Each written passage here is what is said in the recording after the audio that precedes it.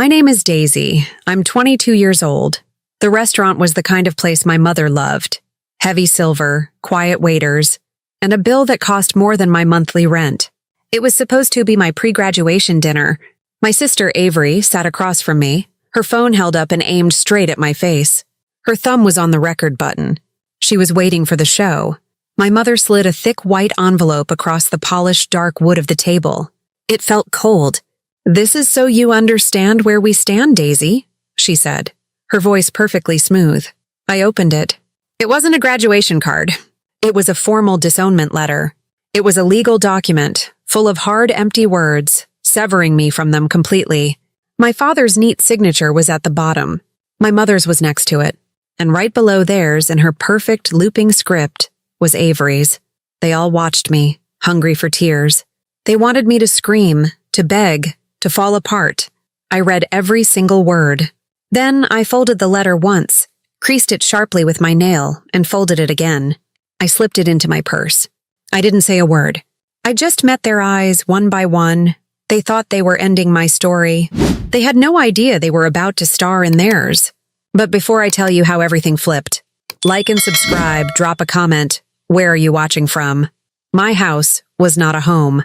It was a showroom. Everything was polished in its right place and meant to be seen from the outside. Love wasn't a given, like the air you breathe. It was a bonus, a commission. It was something you earned, and the metrics for earning it were very, very clear. My father, Richard, valued one thing: accomplishments. My mother, Eleanor, valued one thing: appearances. My sister, Avery, was a natural at both. And then there was me. I don't have a single memory of my father asking me how I felt about something. He asked what I did. Dinner conversations were not about our day. They were verbal AM reports. He'd sit at the head of the long mahogany table, looking at us over his glasses. "Avery," he'd say, "how's the debate prep? Your coach said you're on track for the state finals." "I am," Avery would say, smiling perfectly. "I'm projected to take first." "Good. First is where we aim." He'd nod, taking a bite. "Anything else is a waste of time." Then his eyes would land on me. The heavy, quiet pause. "Daisy," he'd say, "your grades are stable." "Yes, sir." "All A's." "Good. That's the baseline. That's maintenance." He'd turn back to Avery. "Now, about that internship at the law firm." Avery's accomplishments were shiny. They came with trophies, plaques, and titles. She was debate captain, class president, and, for a while, a nationally ranked equestrian. Her trophies cluttered the living room mantel. My father would polish them himself on Saturday mornings. They were proof. They were measurable success. My accomplishments were quiet. I got A's. I read a lot of books. I learned how to code by myself in my room. These things were invisible. They didn't come with a ceremony. They didn't have a cash value he could brag about at the country club. They were just maintenance, the baseline, nothing to celebrate. My mother was different, but the same. Her currency was beauty, social grace, and how things looked. Our family had to look perfect. My mother spent hours managing this image. She managed the charity galas, she managed the garden parties, and most of all, she managed Avery. Avery was her living doll. "Avery, darling, that blue dress brings out your eyes." "Avery, stand up straight, Mrs. Henderson is watching." "Avery's skin is just flawless, isn't it?" Avery soaked it up. She learned to perform. She had the perfect smile, the perfect handshake, the perfect, effortless laugh that made older women adore her. My mother looked at me with a kind of quiet, constant disappointment. I was not a doll. I was plain. That was the word she used most. "Daisy, your hair is so plain. Can't we do something with it? Daisy, that color does nothing for you. It just makes you look plain." I was the unremarkable daughter. This was my official, unspoken title. When my parents had guests, the performance was always the same. "You know our Avery, of course," my mother would say, beaming, as Avery glided into the room to shake hands. "She's just decided on Yale, and her law internship is already asking her to come back next summer." "A true sterling," the guests would say, just like her father. Then I would walk in. I always felt like I was interrupting. My mother's smile would tighten. "And this is our Daisy." The pause was everything. The tone was an apology. "This is the other one, the one that doesn't shine. Please don't look too closely." The guests would give me a quick Polite nod and then immediately turn back to Avery. Now, Avery, tell us about the fundraiser. I wasn't just in Avery's shadow. I was in the shadow of the entire house. I was the one part of the showroom that didn't match. I was the single beige cushion on a couch of vibrant, expensive silk. I learned to make myself small. I learned to be quiet. I learned that my father would only speak to me if I won something, and my mother would only speak to me if I was dressed for a photo. The rest of the time, I didn't really exist. Avery, meanwhile, was not just the golden child. She was the gatekeeper. She had absorbed my parents' values perfectly. She knew I was a disappointment to them, and it gave her a strange power over me. "Mom's stressed, Daisy," she'd tell me. "Just try to look nice tonight, okay? Don't be you." "What does that mean?" I'd ask. "It means don't be so quiet. It's weird. People notice. But if I tried to talk, Daisy, no one wants to hear about your coding project." She'd hiss at me in the kitchen. "It's boring." Just smile. I was trapped.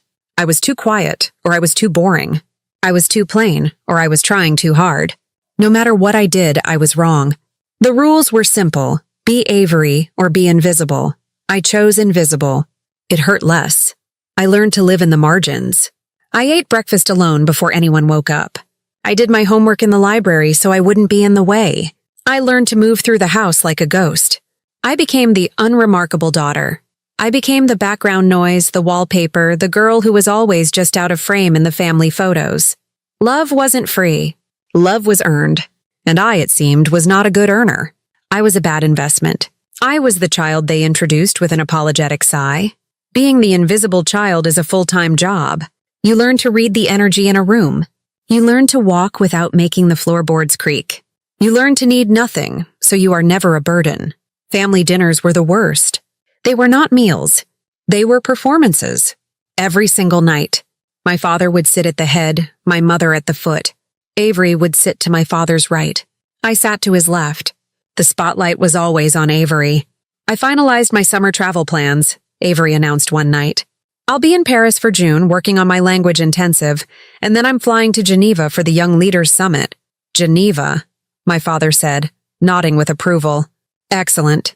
That's a great network to build. And the photos will be stunning," my mother added. "We must get you a new wardrobe for Paris. That city has expectations." I sat there pushing a piece of broccoli around my plate. I had spent my entire day in the computer lab, working on a complex problem for my senior project.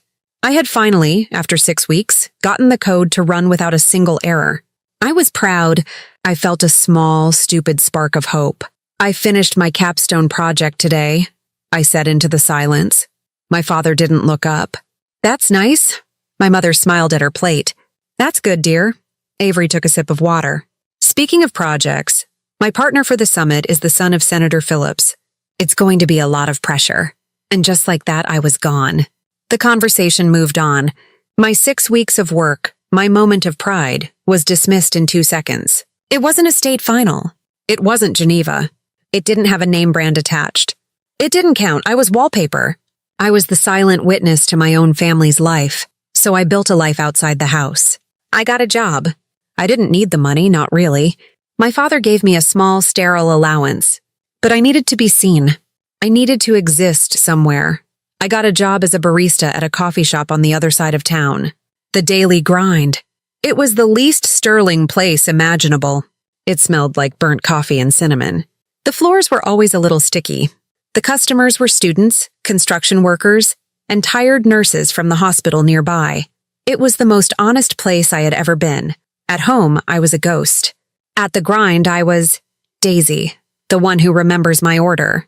"A large black coffee, 2 sugars," I'd say to Mr. Henderson, a truck driver. "You got it, kid." "You're the best," he'd say. "1 caramel latte extra hot for Maria," I'd call out.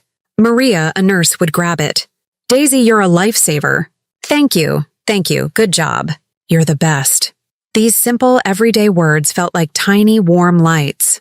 At home, my existence was a problem to be managed. At the grind, my existence was useful. I was a person. I made coffee, I wiped counters, I took out the trash. And at the end of my shift, my manager, a woman named Lena, would say, "Good shift, Daisy. See you Thursday." It was real. It wasn't a performance. It was just work. It felt more like family than my family did. The biggest test came in my junior year. I had been working on my own, applying for scholarships. I didn't want to rely on my father's money. I wanted something that was mine. One afternoon, I got a large envelope. It was the Corden Tech Scholarship. It was a major national scholarship, a full ride for my final 2 years, plus a grant for a research project. It was $100,000. It was a huge accomplishment. It was measurable. It was prestigious. This, I thought, this they will have to see. I waited until dinner. I was shaking. I held the letter in my lap under the table. I have some news, I said, my voice too loud. All 3 of them looked at me, annoyed by the interruption. I won the Corden Tech Scholarship. The what? My father said, frowning. The Corden Tech Scholarship. It's a national award. It's a full ride. Oh, how wonderful. My mother cut in, her bright, fake smile snapping into place. That's lovely, dear. Corden, is that a good name? Yes, it's very well known. In tech. Well, that's just fantastic, my father said. He took a sip of wine. Good, that'll look solid on your record. And that was it. He turned to Avery. Avery, your mother tells me you're thinking about redecorating your room. It was gone. The moment was over. My $100,000 victory. My national award. It was solid on my record. It was lovely. It was nothing. Later that night, my mother came to my room. I'll post about your scholarship on Facebook, dear, she said, looking at her phone. It'll be nice for the family friends to see. Okay, I said. Thanks, Mom. I waited. I checked her Facebook page the next day. Nothing. I checked the day after. Nothing. That Friday, a new post went up. It was a long, gushing paragraph about Avery being accepted into a summer program. It had 5 photos, including one of Avery on a horse. The post got over 200 likes. My scholarship was never mentioned. Not that day, not ever. I stood in my room looking at her social media page, and I felt something break. It wasn't anger. It was a cold, quiet final click. Like a lock setting into place, they hadn't just forgotten. It wasn't important enough to remember. It wasn't a trip to Paris. It wasn't a photo of her on a horse. It was just me. It was just my plain, boring tech award.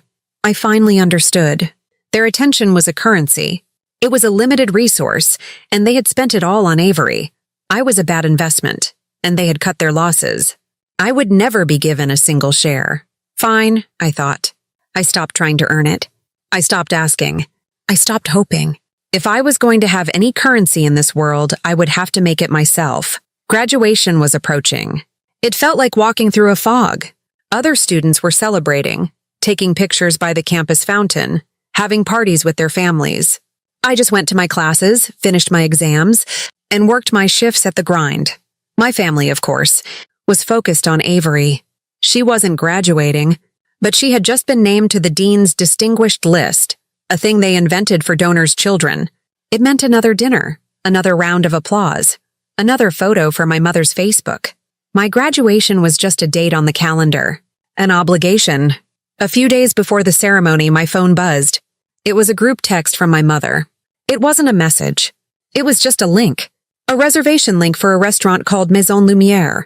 It was one of those incredibly expensive, quiet places my mother loved. The kind of place where the waiters judge your shoes. The text below the link said, pre-graduation dinner, Friday, 7 p.m. Be on time. No. Are you excited, Daisy? No, we're so proud of you. Just an order. A summons. I felt the familiar, tired sickness in my stomach. But I clicked the link. I had to confirm my attendance, or I'd get a follow-up text from Avery, scolding me for being difficult. The reservation page loaded. It was a confirmation screen. Reservation for Richard Sterling. Date, Friday, November 14th. Time, 7 p.m. Party size, 3. I stared at the number. 3, not 4. 3. Richard, Eleanor, Avery. I read it 5, 6, 10 times. My brain tried to make an excuse. Maybe I was supposed to make my own reservation. No, that made no sense. Maybe it was a different dinner? No. The text said pre-graduation dinner. The number sat there on the screen. Party size 3. It was a mistake. It had to be a mistake, a typo. But it didn't feel like a mistake. It felt like a decision. It felt like all the other mistakes that had happened my entire life. The time they forgot to pick me up from the airport. The time my name was accidentally left off the family pass to the country club. I took a screenshot. My hands were shaking, but not from sadness. It was a cold, sharp feeling. It was the feeling of being proven right. I sent a text just to my mother, not to the group, me. Hi, Mom, I saw the reservation link. It says party of 3. Is that a typo? I watched my phone. The 3 dots appeared. She was typing. The dots vanished. She was gone. The message was read, no reply. I sat on my bed in my dorm room. The silence from her phone was louder than a scream. She had seen my question, and she had refused to answer it. 5 minutes later, my phone buzzed again. It was Avery. Avery, Mom's busy trying to find something for you to wear. It's just formatting, Daisy. Dad probably just clicked the wrong button. Don't be so dramatic. Of course you're supposed to come. It's your dinner, sort of. It's just formatting. The word echoed in my head. Formatting. That's all I was. A line item. A piece of text that could be bolded or italicized or deleted. Party size, 4. Delete. Party size, 3. It was so clean. So simple, don't be so dramatic. That was the family motto. My feelings were drama. My pain was an inconvenience. My existence was a formatting error. It's your dinner, sort of. That was the line that truly hit home. Sort of. It was my graduation, but it was sort of my celebration. It was my life, but I was sort of a member of the family. I closed my eyes. I pictured them at the table. My father checking his stock alerts. My mother scanning the room to see who was there. Avery talking about her next big success. And me, the formatting error. The sort of guest of honor. I finally understood my place. I was not a daughter. I was an option. I was a box they forgot to check. I was optional. I was forgettable. I was removable. They were not just neglecting me. They were actively, quietly, and efficiently erasing me. I texted Avery back. Me, okay, see you Friday, I would go. I would go to my sort of dinner. I would sit at the table where they had booked a party of 3.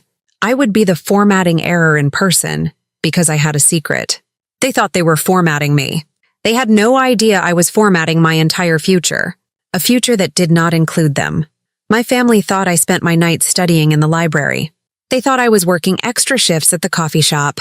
I was, but I was also doing something else. I was building a new life. I was building a company. It didn't start as a company. It started as a puzzle. At the daily grind, I watched the deliveries come in every morning. The milk truck, the pastry van, the paper supplies truck. They always came at the wrong times. The milk would arrive during the morning rush, blocking the door. The paper supplies would come when Lena, my manager, was trying to close out the cash register. It was a mess. It was inefficient. It cost us time and it cost us money. I saw the problem. And I thought, I can fix this. I started in my dorm room with a notebook. I sketched out a simple idea. What if a system could talk to all the suppliers at once? What if it could analyze a coffee shop's busy times and schedule deliveries only during the slow times? What if it could track inventory in real time so we never ordered too much milk or too few cups? It was a logistics problem, and I was good at problems. I took the idea to my computer science professor. He told me it was promising but complex. He introduced me to 2 other students, Ethan and Maya. They were my first real partners. They were the first people, outside of my boss Lena, who looked at one of my ideas and didn't call it boring. Ethan was a genius coder. He was pale, lived on energy drinks, and could make a computer do anything. But he couldn't talk to people. Maya was a business major. She was all charisma. She could sell ice in the Arctic. She saw my notebook and her eyes lit up. Daisy, she said, this isn't a project. This is a product. We became a team. We lived in a forgotten study room in the basement of the engineering building. We covered the walls in whiteboards. We argued, we worked, we forgot to sleep. They didn't see me as plain or unremarkable. They saw me as the architect. I had the vision. I saw the whole puzzle. We called it RootFlow. The concept was simple. Our algorithm analyzed a company's entire supply chain, from the warehouse shelf to the customer's hand, and found the waste. It found the empty trucks, the inefficient routes, the wasted time. Then it created a new optimized plan. In our first simulation, using data from a local grocery chain, our algorithm cut their logistics costs by 12%, 12%. That wasn't just maintenance. That was a revolution. We built a working demo. Maya, using her nonstop energy, got us a tiny booth at the University Tech Symposium. It was a big hall filled with flashy robotics projects and virtual reality demos. And then there was us. Our little booth with a laptop showing spreadsheets and flowcharts. No one stopped. Not for the first 2 hours. They walked right by. I started to feel the old familiar sting of being invisible. "It's the data, Daisy," Ethan mumbled, nervously adjusting his glasses. "People don't like data. It's not sexy. Just wait," Maya said, her smile bright and firm. "The right person will see it." She was right. A man stopped. He wasn't flashy. He wore a simple gray suit, no tie. He looked about 40. He watched our demo loop for a full 3 minutes. He didn't look at us. He just looked at the screen. Then he turned to me. "Who wrote the core algorithm?" he asked. His voice was quiet. "I did," I said. "Explain the data integration to me," he said. So I did. I talked for 10 minutes. I told him how it handled vendor APIs, how it used machine learning to predict peak times. He just nodded. He didn't smile.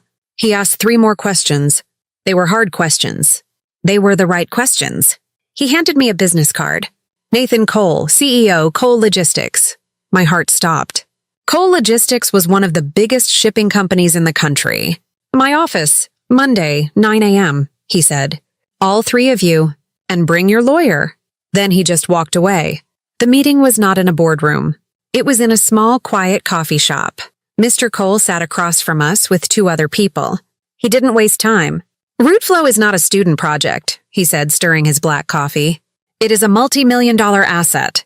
My team has spent the weekend trying to find a flaw in your data. We found one minor bug." Ethan visibly winced. "But your core concept," Mr. Cole continued, "is the most disruptive piece of code I've seen in a decade. It will save my company. Well, it will save us a lot." He slid a folder across the table. "We're not interested in a partnership. We want an acquisition. We want to buy RootFlow, and we want to hire the people who built it." I opened the folder. I read the number on the first page. 6.2 million. I felt the air leave my lungs. I looked at Ethan. He was white as a ghost. Maya was just smiling. "There's more," Mr. Cole said, looking at me. "The money is for the platform, but the platform is useless without the architect. The offer is contingent on you, Ms. Sterling, joining Cole Logistics as our new Director of Optimization. Director of Optimization. Ms. Sterling." I looked at the number. 6.2 million. I looked at the title. Director. I thought about my father, who called my A's maintenance. I thought about my mother, who called me plain. I thought about Avery, who called me boring. I thought about the reservation for 3. I closed the folder. I looked Nathan Cole in the eyes. "We accept," I said. We signed the papers 2 days later. It was quiet. There was no fanfare. No champagne. Just lawyers and the quiet scratch of pens on thick paper. The money, my lawyer explained, would be in an escrow account, to be divided between me, Ethan, and Maya, and transferred the moment the acquisition was announced, which he said would be Friday night. Friday. The night of my sort of dinner, I walked out of the lawyer's office. The check for my share, a life-changing amount of money, was being processed. My new employment contract with my new title was in my briefcase. I didn't tell my family. This wasn't a trophy for my father's mantle. This wasn't a pretty picture for my mother's Facebook. This was mine. I had built it in the dark. I had built it in silence. While they were busy ignoring me, I had been building my own value. They thought I was wallpaper. They were about to find out I was the foundation. The 2 days between signing the acquisition papers and the pre-graduation dinner were the quietest days of my life. The world was moving at full speed, but my dorm room felt like the calm center of a hurricane. The money was in escrow. The press releases were being drafted. My new life was loading, but it hadn't buffered yet. I didn't celebrate. I didn't call anyone. I didn't buy champagne. Instead, I began to prepare. I went to an office supply store. Not the little campus shop, but a big, sterile superstore off the highway. I walked past the colorful binders, the trendy notebooks, and the glitter pens. I went to the back aisle, the one for lawyers and accountants. I bought one black leather-bound 3-ring binder. It was heavy and had a hard, professional snap when it closed. I bought a pack of heavyweight sheet protectors. I bought a set of simple blank divider tabs. That night, my roommate was at the library. The dorm was quiet. I sat at my small desk, and I began to build my case. First, I printed the main documents. My cheap, rattling inkjet printer felt too small for the job. It slowly spit out page after page, the ink still faintly damp. I printed the full 20-page acquisition contract. I printed the final signature page, with my name and Nathan Cole's name side by side. I printed my new employment contract. Director of Optimization. I printed the finalized embargoed press release that would be sent to the media outlets at 9 p.m. on Friday. I slid each page into a plastic protector. The smooth, clean plastic felt like armor. This was not an idea. This was not a nice project. It was paper. It was ink. It was real. Then I went deeper. I was my father's daughter in one way. I understood the value of a paper trail. He valued accomplishments, but what he really valued was proof of those accomplishments. He was a man who kept receipts. I would show him my receipts. I logged into the RootFlow admin panel. I printed the executive summaries. I printed the 12-month growth projection, showing the 12% cost-saving analysis. I printed the list of our initial beta test clients and their glowing testimonials. I printed the technical specifications of the core algorithm I had written. It was 50 pages of code, my code, a language my family had never bothered to learn. I 3-hole punched everything. I organized it all in the binder. Tab 1, Acquisition. Tab 2, Employment. Tab 3, Asset Value. Tab 4, Intellectual Property. I was organizing it with a kind of surgical precision. This wasn't just a collection of papers. It was a final report. It was the dissertation of my entire life, the part they had never bothered to read. As I worked, I thought about all the times my work had been dismissed. Don't be boring, Daisy. That's nice, dear. It's just formatting. This binder was the answer. It was 100 pages of boring. It was a multi-million-dollar nice project. It was the formatting that was about to restructure their entire reality. I also secured the digital trail. I saved every signed document, every email from Nathan Cole, every wire transfer confirmation from the lawyers, onto 2 separate high-encryption USB drives. I put them on my keychain. They could argue with paper. They could not argue with a 256-bit encrypted file. Avery loved to twist words. She could not twist this. When the binder was full, I closed it. The cover snapped shut with a solid, satisfying thwack. It was heavy in my lap. It was the heaviest thing I had ever held. I sat there for a long time. I was ready for Friday. I started to clean my room, getting ready to move out of the dorms for good. In the back of my desk drawer under a pile of old notebooks was a small pink shoebox. I opened it. It was full of old memories. Movie stubs, a dried flower, a few photos, and a card. It was a birthday card. From my 8th birthday. The front had a cartoon drawing of a girl looking at the stars. I opened it. The handwriting was my father's. Back then, his writing was warmer, less sharp. It said, "To my little dreamer, never stop reaching. I am so proud of you. Love, Dad." I ran my finger over the word, proud. I remembered that day. He had given me a telescope. We had stayed up late, and he had pointed out the constellations. He had been patient. He had been warm. When did that man disappear? When did I stop being his little dreamer and start being his maintenance problem? Was it when I turned 12 and was still quiet? Was it when Avery started winning trophies and I just kept reading books? Was it when he realized my dreams weren't the ones he could brag about on the golf course? I felt a sudden sharp ache. It was a cold, old grief. It was for the father I had, for about 10 minutes, and then lost. I looked at the thick black binder on my desk. Then I looked at the small, faded card in my hand. To my little dreamer, Director of Optimization, he told me to never stop reaching. But he had stopped watching. I carefully placed the acquisition letter on my desk, and I placed the small, faded card right next to it. I stared at them both. One was the promise. The other was the proof. And I realized the most important thing. I wasn't doing this for his approval. Approval was cheap. It was a word he could give and take away. Like the word proud. I was doing this for the proof. Proof is permanent. Proof is a fact. It doesn't care if you're proud. It doesn't care if you're paying attention. It just is. Proof means more than approval. I slid the card back into the box. I didn't need it anymore. I had the binder. Mise en Lumière was exactly as I expected. It was a tomb. It was so quiet you could hear the scrape of a fork on a plate from across the room. The air smelled like old money and lemon-scented floor wax. I was 5 minutes late. On purpose. When I walked in, the maitre d' looked up. He had a tight, disapproving face. "Good evening," he whispered.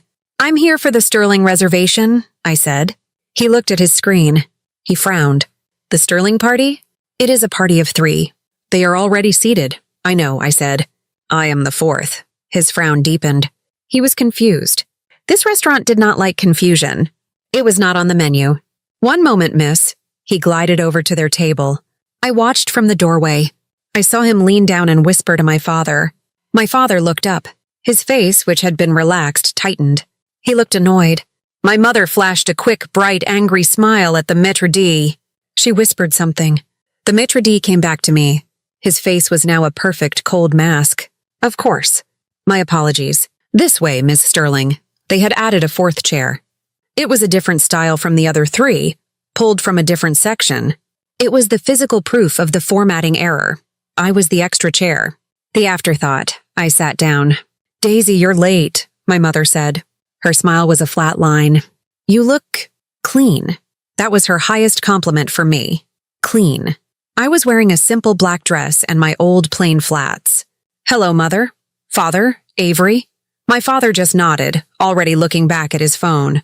Avery gave me a tight, bright smile. "Hi, Daisy. Glad you could make it." Her phone was on the table, face up. I just knew. It was already recording audio. We sat in silence for a moment. A waiter poured water into my glass. "So," my father said, not looking up. "Graduation. It's done." "Good." "Yes," I said. "It's done." "We're very proud of you, dear," my mother said, looking at the menu. "It's a wonderful accomplishment. An undergraduate degree." She said undergraduate degree like it was a participation trophy. "Avery is already fielding offers from 2 different firms for her post-law school career," my father added. "And she's still a year away from graduating." "That's wonderful, Avery," I said. "Thanks," Avery said, her smile getting wider. "It's just a lot. But someone has to raise the family profile." I was wallpaper. I was sitting at a table that was never meant for me, listening to a conversation I was not a part of. I was the invisible child all grown up. I took a sip of water. I waited. I knew this wasn't just a dinner. It was a meeting, and I had not been given the agenda. The appetizers came. They were tiny, expensive, and cold. My mother set down her fork. She looked at my father. He nodded. It was time. "Daisy," my mother started, her voice full of fake, practiced sadness. "Your father and Avery, we have been very worried about you." I kept my face perfectly still. "Worried? Why?" This drifting," my father cut in, finally putting his phone down. "This coffee shop job. Your lack of ambition. We've given you every opportunity, Daisy. The best schools. The best contacts. And you've done nothing with it." "I got a degree," I said, my voice quiet. "A degree is a baseline," he snapped. "It's maintenance. Avery is building a career. You are building lattes." Avery looked down, trying to hide her smirk.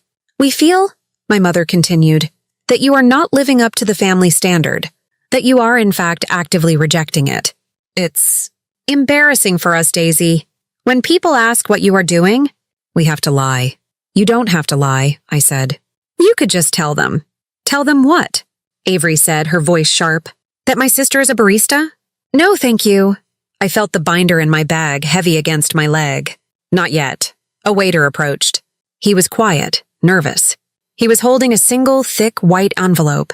It was the same kind of envelope as the one from the hook. Wait, the hook was this dinner. This is the moment. The waiter looked at my father. "Sir, you asked for this to be delivered?"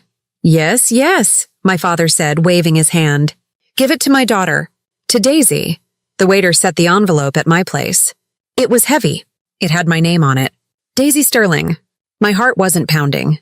It was cold. It was steady. Avery's phone was now held up just slightly. She was pretending to check a text. She was filming me. This was the show. I picked up the envelope. I looked at my mother's pitying face, my father's stern, righteous glare, Avery's hungry, waiting smile. They were waiting for me to break. They wanted the tears. They wanted the "how could you?" They wanted the drama they could feel good about. The tough love that was really just cruelty. I slid my finger under the flap and opened it. I pulled out the single thick piece of paper. I read it. It was a formal disownment letter. Hereby formally and irrevocably sever all familial ties. No further claim to the Sterling name or estate. Effective immediately. It was all there. The cold, empty words they had used to erase me. And at the bottom, my father's signature, my mother's signature, and Avery's signature. My sister, my own sister, had signed a document to disown me. I read every word. I let the silence stretch. I could feel their eyes on me. I looked up. I folded the letter once. I creased it sharply with my nail. I folded it again. I did not put it in my purse. I placed it on the table next to my plate. I looked at my father. I looked at my mother. I looked at Avery. And then I said, in a very clear, very calm, very quiet voice, "Thank you." The reaction was immediate. It was not what they expected. My mother's perfectly sad face froze. Her mouth opened just slightly. My father's eyes widened. He actually leaned forward. What did you say?" Avery lowered her phone. Her smile was gone, replaced by a blank, total confusion. "Why would you—" "That's not—" "Daisy, are you sick?" "No," I said. "I'm not sick." I took a sip of water. I said, "Thank you. You've given me something I've needed for a very long time." We just disowned you!" Avery's voice was getting high. "This is serious." "I know," I said. "It's the most serious, most honest thing you've ever done. I'm grateful. It makes the next part so much simpler." And I reached down to my bag and I pulled out my binder. I placed the black leather-bound binder on the table. It made a solid, heavy thud that cut through the restaurant's quiet. It was so much thicker than their single, flimsy envelope. My father stared at it. "What is this? More of your projects?" "In a way," I said. I opened the binder. The metal ring snapped open. It sounded like a gunshot in the silence. "You're right. We should be clear about where we all stand. We should have full transparency. You've shown me your paperwork. It's only fair I show you mine." Avery was staring, her face pale. She was no longer filming. My mother looked terrified. I turned to the first tab, Acquisition. I pulled out the top page. It was the draft of the press release. I slid it across the table to my father. He picked it up. He put on his reading glasses. His hands were, for the first time, not perfectly steady. "For immediate release," he read aloud, his voice low and confused. "Cole Logistics. Cole? Nathan Cole's company. Cole Logistics acquires RootFlow." He looked up at me. "What is RootFlow?" "That's my company," I said. "You don't have a company," Avery snapped. "You work at a coffee shop." "I did," I said, turning to her. "It's where I got the idea. You called it boring. Remember?" My father's eyes went back to the page. He kept reading. His voice was just a whisper now. "RootFlow, a logistics optimization platform. TAP's founder, Daisy Sterling. As new director of optimization." He dropped the page. It fluttered onto the table. "This is a joke," he said. But his voice had no power. "It's not," I said. I turned to the next page. It was the signature page for the acquisition. I slid it to him. "This is the acquisition summary." He stared at it. He couldn't see the words. He was just looking for the number. I pointed to it. "My partners and I sold RootFlow to Cole Logistics. The final price was $6.2 million, $6,200,000. The sound that came from my mother was a sharp gasp. It was ugly. It was the sound of a balloon popping. Avery's face fell. It didn't just fall. It collapsed. The color drained from her cheeks. Her mouth was open, her eyes wide. She looked cheap. All her expensive polish was gone. She looked small. No, you're lying." "Your father knows Nathan Cole's signature," I said. My father was trembling. Not a little shake. His whole body. He was tracing the signature with his finger. This is real. He said it to himself, not to me.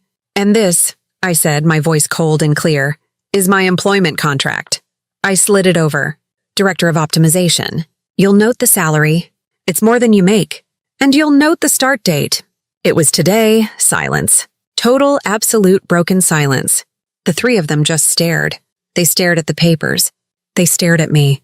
They were looking at me, really looking at me, for the first time in my life, and they didn't recognize me. My father was recalculating. I could see the numbers clicking in his head. The man who valued accomplishments was staring at the biggest accomplishment that had ever been at his table, and he had just disowned it. Avery was in shock. This was not in her script. This was not possible. I was the unremarkable one. I was the plain one. She was the star. Her world was tilting. My mother was the first to speak. Her voice was a cracked, desperate whisper. Daisy? Oh, Daisy. Why didn't you tell us? We didn't know. That was it. The line I had been waiting for my entire life. We didn't know. I looked her right in the eyes. I felt no anger. I felt no sadness. I felt nothing but the cold, hard weight of the truth. I know, I said. I know you didn't know, I continued, my voice as steady as a rock. You didn't know because you never asked. You didn't know because you never listened. You didn't know because I was in my room, coding for 6 months, and you never once opened the door to ask what I was doing. You didn't know because it was boring. I turned to my father. You didn't know because it didn't come with a trophy. Because you were too busy polishing Avery's potential to see my results. I looked at Avery. You didn't know because you were too busy recording my failures to ever notice my success. They flinched. All 3 of them. Daisy, my father started, his voice thick. This is wonderful. A misunderstanding. This disownment. It's just paper. We can tear it up. We are so proud. He said the word. Proud. It felt like acid. It's too late for that, I said. No, darling, it's not, my mother said, reaching her hand across the table. Her eyes were wet. They were real tears, finally. But they weren't tears for me. They were tears for her, for what she had just lost. We're your family. We can fix this. Fix what? I asked. There's nothing to fix. You've all been perfectly clear. You wrote it down. You signed it. You found me embarrassing. A failure. A girl who works in a coffee shop. But you're not. Avery cried out. You're a director. You're rich. I am, I said. I am all of those things. I was all of those things yesterday when you signed that letter. I was all of those things last week when you made a reservation for 3. The only thing that's changed is that now you know. The power in the room had shifted. It was a physical thing. It had moved from their side of the table to mine. They were no longer the judges. They were the defendants. And they were guilty. They were scrambling. Their faces were a mess of panic and greed and a new, horrible kind of respect. Daisy, sit down, my father said. He was trying to sound firm, but his voice was shaking. Let's not be hasty. This letter, it was a mistake, a scare tactic. To motivate you. A mistake? I said. You had a lawyer draft it. You all signed it. Avery, you signed it. That's not a mistake. That's a choice.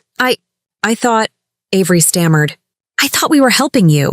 I didn't know you were this. A person of value. A person of a certain dollar amount. We can fix this, Daisy, my mother pleaded. She was trying to cry, but also trying not to ruin her makeup. We'll tear up the letter. We'll have another dinner. A real celebration. We'll tell everyone. You'll tell everyone now? I asked. You'll post on Facebook now?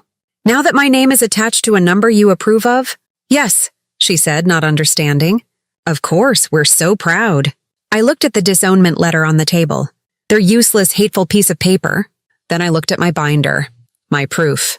I slowly, calmly began to put my papers back into the binder. The press release. The contracts. Daisy, what are you doing? My father demanded. We are talking. No, I said, not looking up. I'm not. I'm done. I closed the binder. The thwack echoed again. I picked up the disownment letter. I held it in my hand. You wanted me to be erased, I said, my voice very low. You wanted me to be nothing. You went to the trouble of making it legal. It was a mistake, Daisy. A terrible mistake, my mother cried. No, I said. It was the first and only honest gift you've ever given me. I stood up. My chair scraped against the floor. Daisy, you sit down, my father commanded. He was used to being obeyed. I looked at him. Or what? You'll disown me? His face went pale. I took the disownment letter and I slid it back across the table toward him. You can keep this, I said. I already have my own. I gestured to my binder. My contracts. My new life. I have my own name, my own standing. My own company. You can't take anything from me because I have nothing that you gave me. I picked up my bag, with my binder in it. I turned. Daisy. It was Avery. Her voice cracked. It was a high, ugly sound. The sound of the golden child shattering. Daisy, wait! You can't just leave. What about us? What about the family? I stopped. I turned back to look at them one last time. The three of them frozen. My father trembling with rage and regret.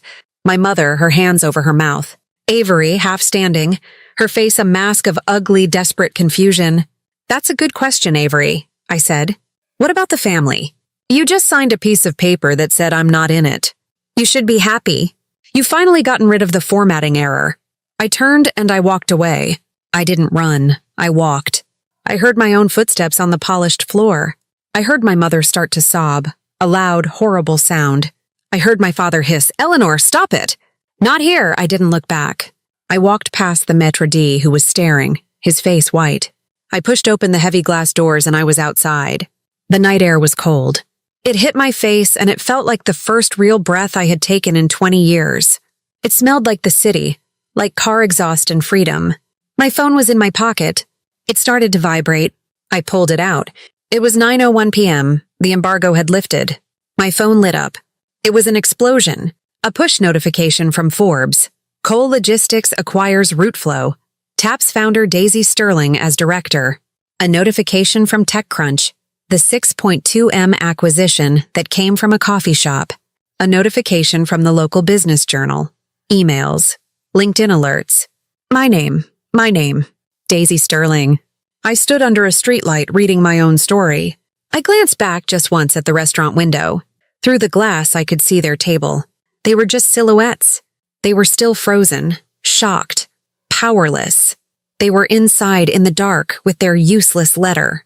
I was outside in the light, my name all over the news. They thought they were erasing me. They had just introduced me to the world. I didn't go back to the dorm. My lease was up. I had my new keys in my bag. I took a taxi to my new apartment. It was a clean, simple one-bedroom place high up, with a big window overlooking the city. It was empty, except for a mattress on the floor and a few boxes. It was all mine. I didn't sleep. I watched the city lights. The next morning, I went to my graduation ceremony. I sat between Ethan and Maya. When they called my name, I walked across the stage. I looked out at the crowd. I saw thousands of people, but I was not looking for anyone. Ethan and Maya were cheering, screaming my name. They were my family. After the ceremony, my phone buzzed. It was a text from Avery. Avery, we didn't mean it like that. Can we talk? I looked at the message. We didn't mean it like that. The classic non-apology. I didn't reply. A few days later, I was unpacking. A box of mail had been forwarded from my dorm. It was mostly junk mail, and one thick white envelope. It was from Maison Lumière. I opened it. The restaurant had mailed me the disownment letter, the one I had slid back across the table. They must have found it after my family had stumbled out. Found at your table, a small note said. Thought you might want it. I held the letter. It felt toxic. My first instinct was to burn it, to shred it, but I didn't. I walked over to the wall where I had just hung my framed degree. I took the frame off the wall. I opened the back. I looked at the letter one last time. Sever all familial ties. I folded it neatly. I placed it in the frame behind my diploma. I put the backing on. I hung it back on the wall. It was not hidden. It was not a secret. It was documented. It was the foundation. It was the receipt for the price I had paid. It was the proof that my new life was not just given to me. It was earned. It was claimed. The texts kept coming. Avery, Daisy, please. People are asking questions about the acquisition. Dad is a mess. You need to call us. Avery, an hour later. You're being so childish. You're ruining this family. Mom, Daisy, darling. I know we were hard on you, but you're still our daughter. I bought you that blue dress you liked. It's here for you. Just come home. We can talk. Mom, a day later.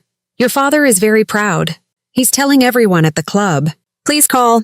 It's making us look bad. Making us look bad. That was it. They weren't sorry they did it.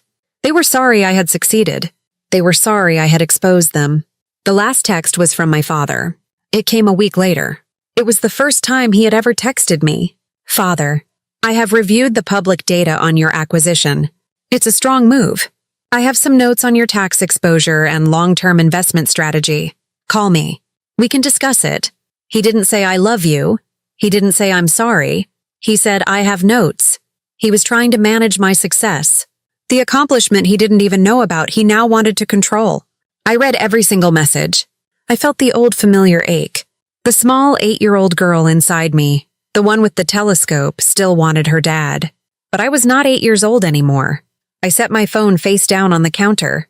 Some messages don't need a reply. Their words were weapons for 20 years. My silence was my shield. Now my silence was my power. I didn't need to yell. I didn't need to accuse. I didn't need to explain. Avery thought this was a fight. She thought I was trying to win. She didn't understand.